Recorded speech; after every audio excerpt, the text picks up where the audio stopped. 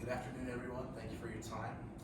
Today we're going to be giving a strategic analysis of the Walt Disney Company, and we're going to jump right in with a brief company history.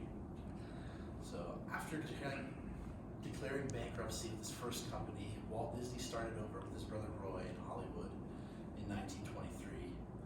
A new cartoon creation called Steamboat Willie featuring Mickey Mouse became Disney's first hit in 1929. In 1937, they released their first feature-length film when Snow White and the Seven Dwarfs came out.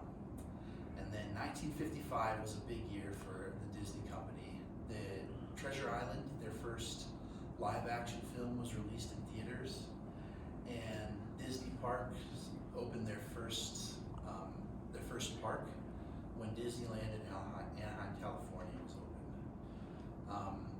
The company survived the death of their founder, Walt Disney, in 1966 with the guidance from his brother, Roy Disney. And then in 2006, Disney purchased Pixar Animation Studios for $7.4 billion. And then in 2009, they purchased Marvel Entertainment for $4.24 billion. And that basically gives us the Disney that we know today. So I want to talk a little bit about their mission and vision statements. So the vision statement is basically what a company hopes to achieve, and the mission statement builds on the vision statement by telling you how that they're going to achieve their vision. So Disney's vision statement is to be one of the world's leading producers and providers of entertainment and information. And then their mission statement is using our portfolio of brands to differentiate our content and services and consumer products. We seek to develop the most creative, innovative, and profitable entertainment experiences and related products in the world. So I want to take a look at their mission statement real quick. We feel like over the life of the company, Disney has done a good job of living up to their mission statement, but in recent years, we kind of want to focus in on three words: creative, innovative, and profitable. We feel like they can increase their creativity and innovation and not having to focus so much on their profitability in recent years. So the Walt Disney Company needs to consider what affects the company from the external. And we are going to talk about four segments, which are external environmental factor and total five forces, competitor environment, and opportunity and threat. External environmental factor.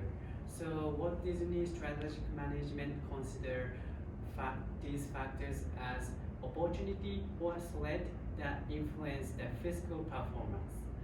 And then Walt Disney Company recognize these factors are supporter for growth of their media and their entertainment industry environment. And there are six external factors. And political area, there are stronger intellectual property protection and shifting free trade policies and stable political conditions in the market. In economic area, there are rapid economic development of market and the increase of level of disposable income and the slowdown of the growth of the Chinese economy. In social area, there are favorable attitude toward the leisure and increase of online activity and increase of cultural diversity. And technological area, there are high R&D rate in industry and increase of mobile device use and increased popularity of augmented reality. So I'm going to talk about the legal factors that Disney faces in that environment. The first one is the intellectual property laws and rights in wherever they're operating. That's very important because Disney has created a lot of value with their intellectual property, from Steamboat Willie to the Marvel Studios and the new Disney Star Wars releases. All of that are special characters and stories that they've developed themselves and don't want to have rip-offs from other companies happening. And so that's one of the main things they need to look at when they're checking out their legal factors. The second one is just the political and legal stability of wherever they're operating. It's super important that they know that laws aren't going to change abruptly or certain things are going to happen with the population of the country that they're operating in. So they want to make sure that they're checking out how stable the political and legal environments are. Next are the environmental factors, and Disney actually excels at being a steward of the environment.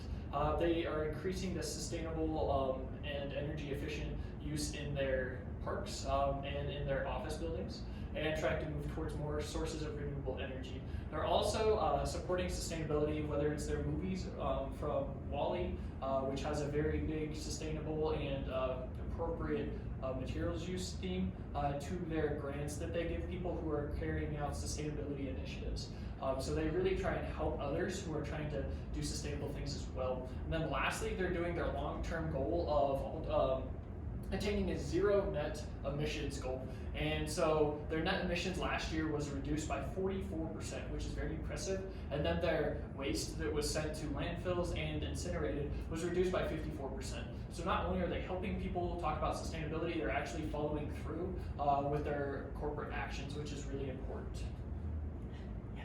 So since the Walt Disney Company contributed to media networking and most, so we need to consider social external factors is most significant piece that Walt Disney need to consider. Okay, for the 5 forces. So Walt Disney Company manager uses its strong plan to address its competition and related external factor. And then there are 5 forces that Walt Disney Company has. First, to given the competition and the power of buyers, they are the most significant strategic management concerns, and it is recommended that Walt Disney Company should focus on developing their competitive advantage to strengthen their brand. And the power of suppliers influence the Walt Disney Company and their external business environment. And the threat of substitution, they impose the pressure on the Walt Disney Company in terms of pricing, revenue, and market share and other relevant factors. And finally, Walt Disney Company strategic management need to consider the potential new entrant and their possibility effect on the international business environment. So these are 5 important forces that Walt Disney Company has.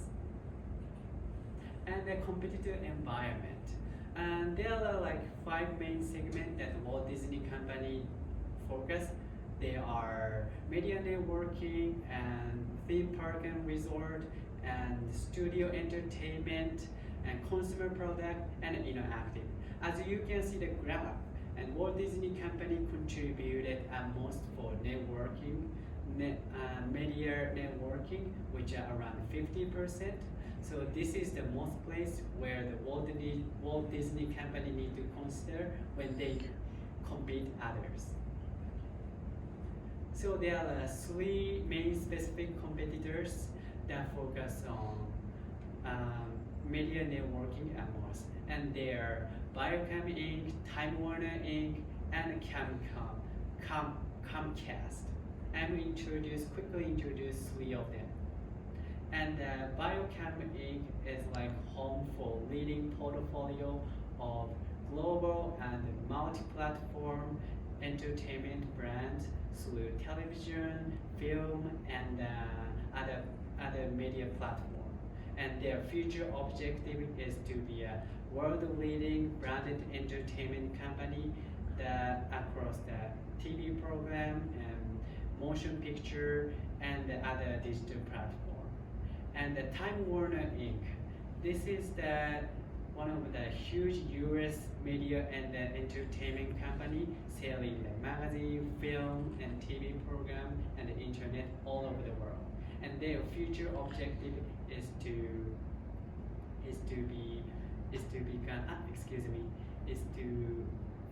provide their consumer unmatched vision, quality,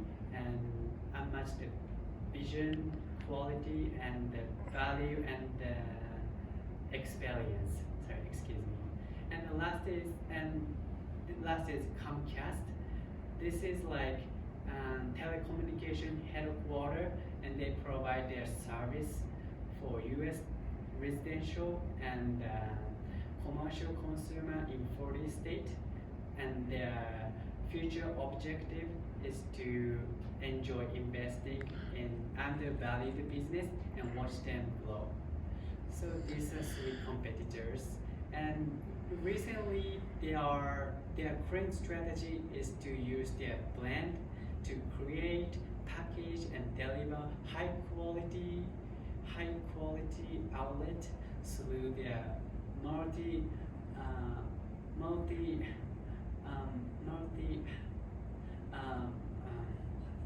platform outlet. Excuse me. And so since they are really like focused on provide entertainment, they can be really great select to Walt Disney companies. The Disney SWOT analysis, strengths and weaknesses. So the first strength is cult-like fan base. Disney works very well with creating new princess stories, Marvels, and Star Wars, and creating that emotional connection from their fan base to their characters, leading on to the series. The second strength we have analyzed was embracing disruption. When ESPN was struggling to customer sports, Disney purchased a company called Bang Tech Streams and utilized their core competencies to create ESPN Plus, Hulu, and Disney Plus. And then with their weaknesses, over-reliance on storytelling efficiency. We think that the internal creativity of Disney has not been to their full potential. They've relied on their external creativity resources, such as purchasing Pixar productions, also with the Marvel series and Star Wars. They just relied on other animation companies to rise, and then they buy them off and then just add on to those series. And then also another weaknesses we have realized is their leadership, with Bob Iger claiming to retire in 2020. We don't know where the direction of Disney will go, since he's been a face of Disney for a very long time and also implemented majority of the stuff they've done for years. We do foresee a number of opportunities and threats for Disney moving forward. In terms of opportunities, technological developments are something they do a really good job of staying on top of and implementing in their own business. Infiltrating multiple industries is also something that they've demonstrated in the past and will only continue to be an opportunity for them. They receive revenue from a number of different industries as well. Also, constantly developing markets globally. There's always going to be a new market for them to infiltrate and find roots in. In terms of threats, competitors are the biggest one. There are a number of industry giants going head to head here for market share. Technological disruption is also a threat that faces any company in this situation, but is something that Disney has demonstrated an ability to handle in the past. And digital content piracy, intellectual property theft, again, just something that they're going to face, they're going to have to deal with, and hopefully that's something they can maintain as low as they can.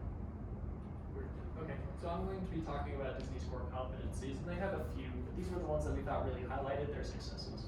The first one is marketing, and more specifically brand management. Disney has acquired a lot of different companies, and through those acquisitions, Disney does their research and due diligence to make sure that the brands that they're acquiring's image and how they're perceived in the communities and in the markets is not going to affect and deter from their brand image. They've done a really good job of building up that image of magical experiences and that high-end product, and so they don't want to bring in brands that are going to hurt that really hard workforce image. Next is empowering women through storytelling. We talked about back in 1937 when the first Snow White came out. That was a big deal.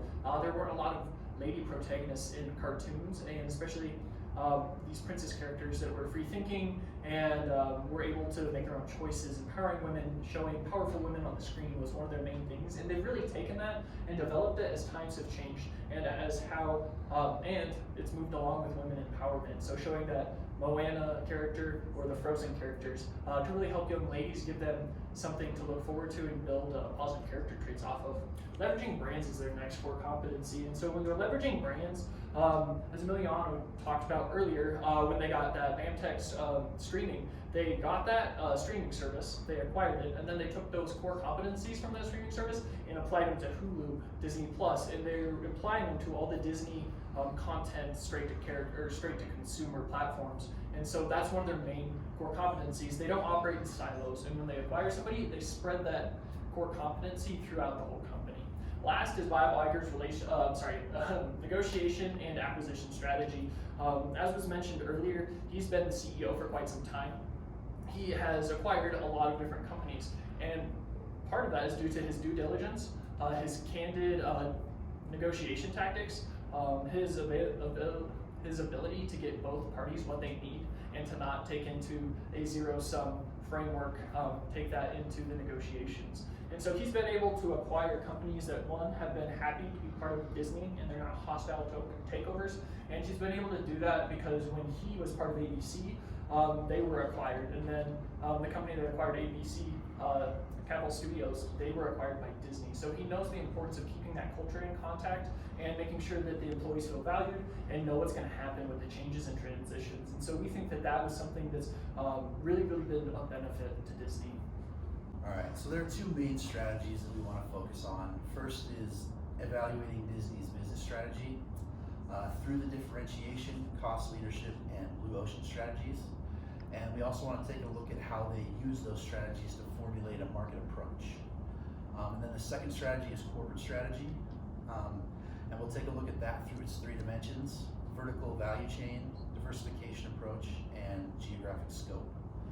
And then we also just want to take a look at how these strategies work well together. So take a look at Disney's business strategy. First, we believe that they have an overall blue ocean strategy.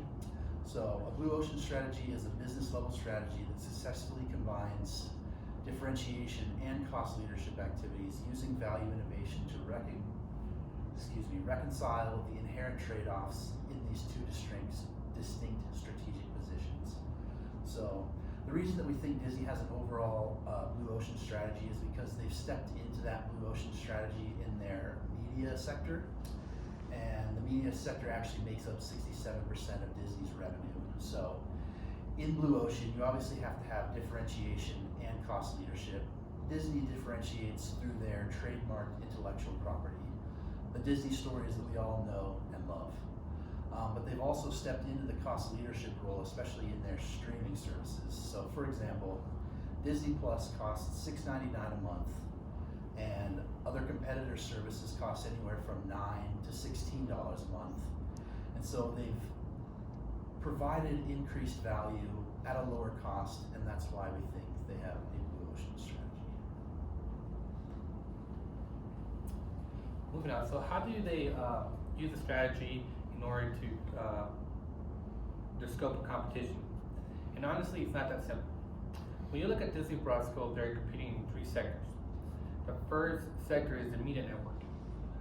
But when you break it down, they specifically focus on sports with ESPN, with their ESPN network, and breaking news with their ABC network.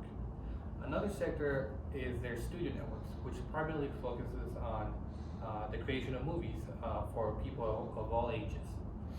For example, Marvel Studio focuses on science fiction, while Pixar Studios focuses on animation and fantasy. And lastly, they do cater to families through their Disney parks and experiences. So moving on to the corporate strategy, where to compete and the three dimensions. And what does that mean? It means that in what stages of the industry value chain should the company participate? The value chain describes the transformation of raw materials into finished goods and services along distinct vertical stages. And with that said, they really do compete along the 5 stages. The first stage is the use of raw materials. An example of this is the computer software used in their animations. The second stage consists of intermediate goods. For example, they do spend a lot of time recording the contents of their movie and in many cases that is considered an intermediate good. The third stage consists of finished goods, and they actually take the intermediate goods from the previous stage and create the product that we know as movies. The fourth stage consists of mainly of marketing. And how do you know movies coming out? Well, that's pretty much because they spend a lot of money marketing their movie. And lastly, they also offer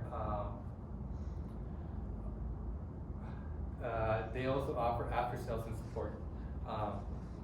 In most cases, when people prepay for a vacation and they have problem with that, they would just reach out to Disney's customer service to help them with that. So moving on to corporate strategy, the second dimension is diversification. And that consists of what range of products and services should the company offer. So they really do offer four main products. For example, their media network consists of companies like Disney, ABC, ESPN, Fox. The studio entertainment consists of Pixar, Marvel Studios. The third consists of their Disney parks, such as Disneyland, and they also have direct to consumers, which Disney, ESPN, and Hulu. Lastly, the third dimension is their geographic scope. And what that means is where should the company compete, international, regionally, or national. And for example, Disney does have their direct to consumers, but it is really not their intention to compete internationally, but because of how many products they offer, it really leads to them competing internationally. For example, Disney Plus is offered in the Netherlands, but they do not base their strategy in the Netherlands. It just happens to be offered there. And lastly, finally, do their strategies fit well together? And I do believe that is the case. They've used this combination of strategies to grow into the company that we know now, and overall, it's a very well-known company. For Disney, we recommend a renewed focus on internal original storytelling back to the roots of what Disney is all about, rather than outsourcing productions as much as they have been recently. Creative, original productions is the root of what Disney is, what they have been throughout their history. And these acquisitions are taking away from their creativity. We recommend a renewed focus on that. We also recommend paid creative sabbaticals for employees. Every 5 years at the company earns 1 month creative paid sabbatical, really encouraging that high risk-taking creativity that has made those productions so successful in the past, and also encouraging loyalty among top industry talent for Disney.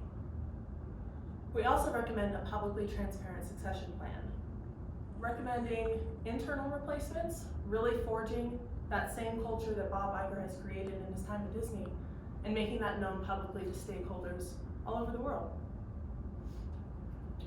Cool. So our final question is, would we invest? That's why we're all here. That's what we're wondering about. And we want to look at it through a couple of different lenses before we recommend what we're thinking to you. We think that there are crazy good financial statements from Disney. Last year they made around $8.9 billion in profit, and that's after they paid all their bills. They still had a ton of money left over, and then in 2018 they had around $12 billion in profit as well. So that is a great growth margin, and it's showing that they're doing the right things and they're continuing to grow. The overall vision for the future, and this comes with one exception that we'll get to later, is really strong and really powerful. When they acquire different firms, they make sure to change Disney's strategy to accommodate those firms and make sure that they're adding those firms' core competencies to that overall long-term horizon vision, or that 10-year vision, and not just a 5-year vision. And we think that that's very strong with Disney.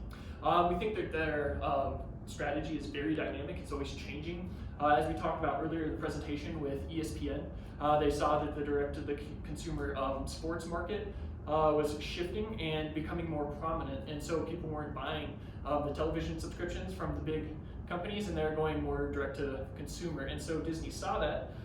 They acquired different streaming services like BAMTech, and they made ESPN Plus. They changed their strategy so ESPN could be successful in the future. But not only did they do that, they changed their strategy for Hulu, for Disney Plus. They changed Disney's entire strategy to kind of accommodate that disruption and make sure that their other companies didn't have issues with that disruption.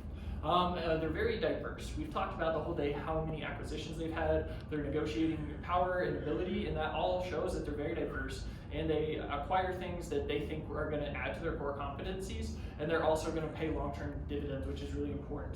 The one negative that we did come across with Disney would be Bob's resignation, or he said that he was going to retire in 2020. If that's an official statement, then that's pretty believable. And each time that happens and there's a leadership transition, there's usually a dip in the market value for that company. So we think that stocks will kind of dip in 2020. So we recommend probably waiting till around 2021 to invest when the stocks are a little low. Take advantage of that dip, if that sale, if you will. But overall, we think that Disney's a very strong company. It's going to be around forever. It has a very good strategy that has leaders from the top down, but also respects the creative process of the companies it acquires. So we would highly recommend that you look into